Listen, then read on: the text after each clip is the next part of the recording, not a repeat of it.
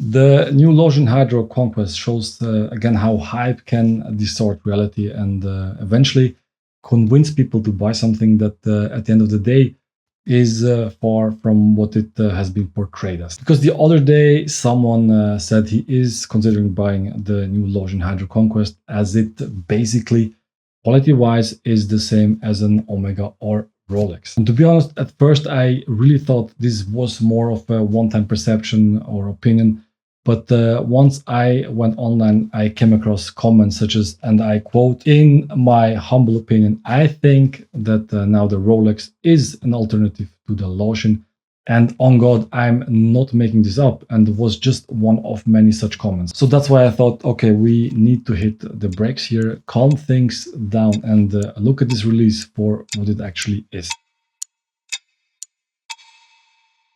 Now, I know what I'm going to say will seem quite logical to some and may have been clear to them from the beginning of the release date, because I'm pretty sure their buying decisions were made or are going to be based on a realistic perception of what this release is all about. But this video is really for those who are considering a purchase and want a more grounded, neutral perspective away from all the hype surrounding this piece. And with that said, let's talk about the design, because this is one of the most hyped aspects of the watch.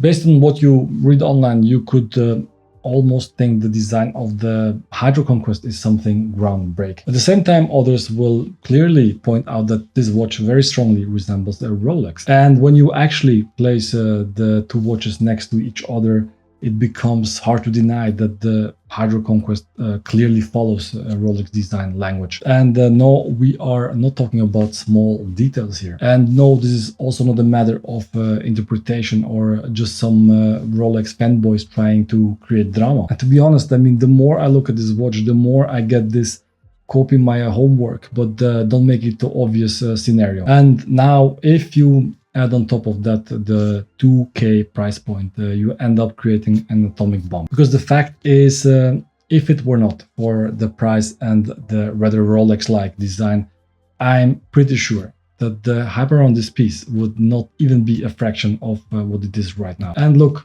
what Longines did here was purely intentional, because I'm pretty sure they are aware of buyers complaining about the steady price increases at Omega or Rolex and even Tudor. And speaking of Tudor, it was the brand that years ago ruled this price range where Longines is today. So by moving out of this price range, Tudor made space for Longines to fill the gap.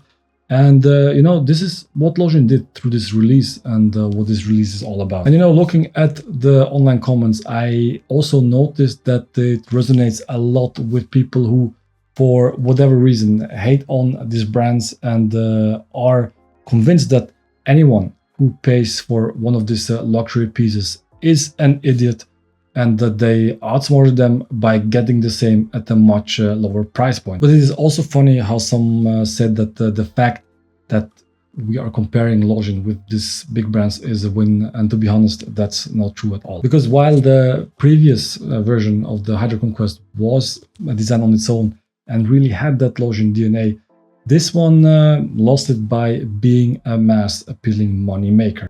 Moneymaker that at the end of the day is an alternative at an unbeatable price, and that's what it is. But the thing with alternatives is that they subconsciously trigger something in us that makes us enjoy them, even though that feeling actually comes from the original. But we are not aware of it yet, and in some cases we even push back against it. But you know what I also asked myself is where are suddenly all the people who bashed so many brands who for what Longines did with this release? Because I remember how many times this has been the case, just because a brand used a similar crown on one of their watches and was immediately called a copycat. And again, I would bet everything I have that if any other brand had released the exact same watch Longines just did, people would have dismissed it as a Rolex from Timo. Now, I know it sounds like I'm trying to downplay the success behind this release, which is by far not the case here. It's more about putting things into perspective. And the one thing that out of all needs some heavily correction is the assumption that this watch is quality-wise on the level of some luxury divers watches. Well, I think the reason how assumptions like this are made is actually pretty simple. Because there is perceived quality means this is purely depending on the individual's assessment, which is of course not fact-based. I mean, what actually allows someone to spot differences in case quality, and even if they can, how can they judge the extent of that quality purely based on what they see? And I think a good example is, for instance, the praised bezel of this new release. Because yes, I did notice a difference in terms of function compared to the previous versions.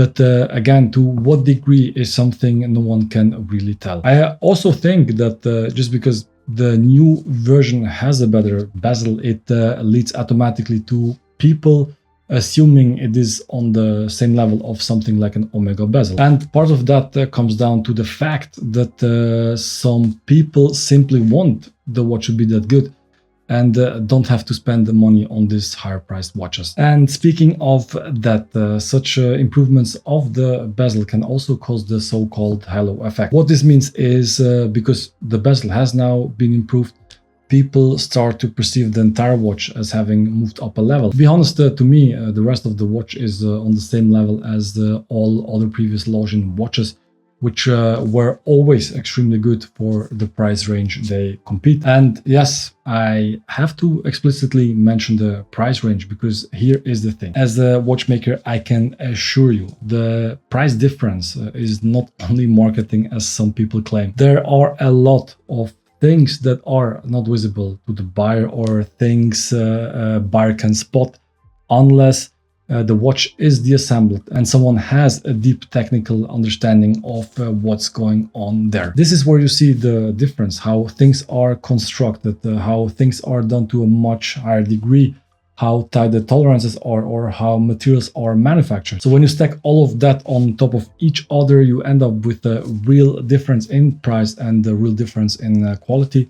And that is something I only understand because I've seen it firsthand through my experience as a watchmaker. And I think this is exactly where a lot of reviews online fall short, because many of these people simply do not have the level of insights required to judge a watch based on actual fact. Because the reality is the difference in quality already becomes apparent when resizing the bracelet.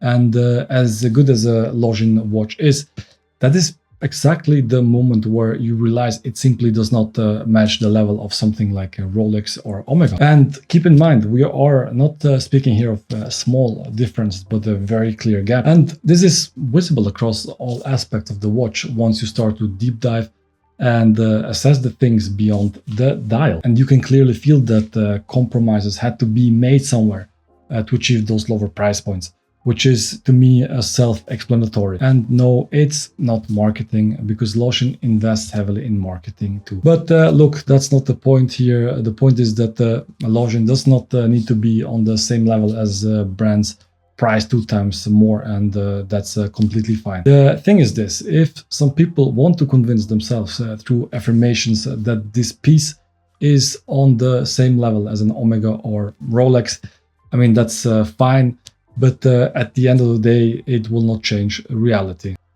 Even though it might sound like the Longines is a disappointment, which is far from the truth, because everything I have said only makes sense when taken in context.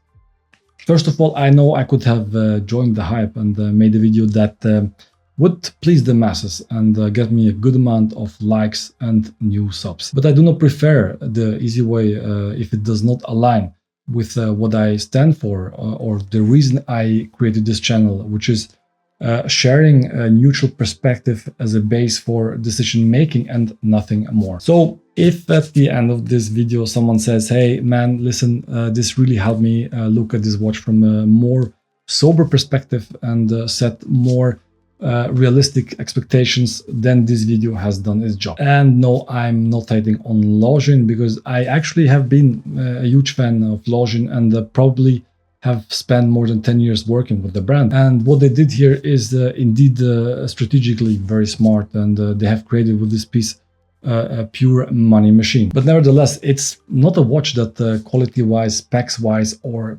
design-wise is groundbreaking, nor something you won't find again in this price range, and more importantly, not something Longines has not already achieved before. That said, it is as always a very well built watch, continuing Longines' consistent level of quality, and therefore it remains a very solid and a very good value for money proposition as with the rest of the brand's lineup. But still, it is important to understand that you are not getting the same level of quality as some higher priced divers that have been compared to this release. I know that this was promised to be the next killer of the Omegas, the Rolexes and the Tudors, but my honest verdict is that it is simply not.